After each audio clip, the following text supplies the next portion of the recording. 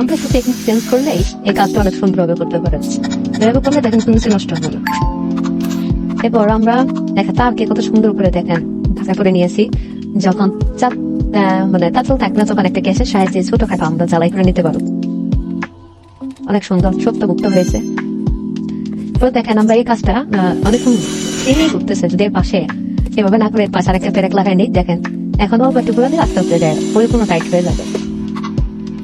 পরে দেখেন আমরা তারটা টেকনিক চেঞ্জ করে এইভাবে যদি আমরা পেঁচিয়ে তারে জয়েন্টটা দিয়ে অনেক বেশি শক্তপোক্ত হবে এবং টেকসই হবে এবং এতে কারেন্টেরও কোনো মিস ইউজ হবে না।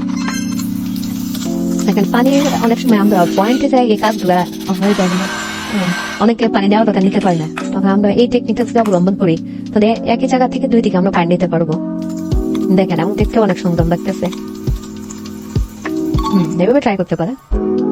তারপর দেখেন এই অনেক সময় আমরা পাটকে এবং বাড়ির আশেপাশে এভাবে পানির এই ইগুলা দেখি, কলগুলা দেখি।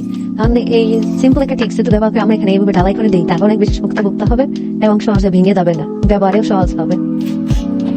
এরপর আমরা যেটা দেখবো, দেখেন এই সিম্পল একটা প্লাস্টিক বাঁকা করে এত সুন্দর একটা ডয়ার বানানো যাচ্ছে। হ্যাঁ দেখেন কি টেকনিকটা ব্যবহার করছে, ছোট ছোট টেকনিক ব্যবহার করে কারেন্টের ডয়ারটা বানাচ্ছে। এখানে দেখেন ইজিলি সবকিছু রাখতে পারতেছে জিনিস না। এভাবে দিলে পারা তারটা বেশি টিকবে না, মিস ইউজ হবে কারেন্টের। দেখেন এটা শক্ত করতে হলে এবং কারেন্টের যেন মিস ইউজ না হয়, এটা খুবই দরকার। এই টেকনিকটা ব্যবহার করে আপনারা যদি এইভাবে পেঁচিয়ে সর্বশেষ যদি পেঁচিয়ে নিতে পারেন তাহলে দেখেন কত সুন্দর হয় এবং টানলে তখন আর তুলে যাবে না। দেখতে সুন্দর লাগতেছে এবং পরিপূর্ণভাবে আপনি বিদ্যুৎ পাবেন এবং এর উপর একটা প্লাস্টিক লাগাতে কত সুন্দর লাগতেছে। Thank you.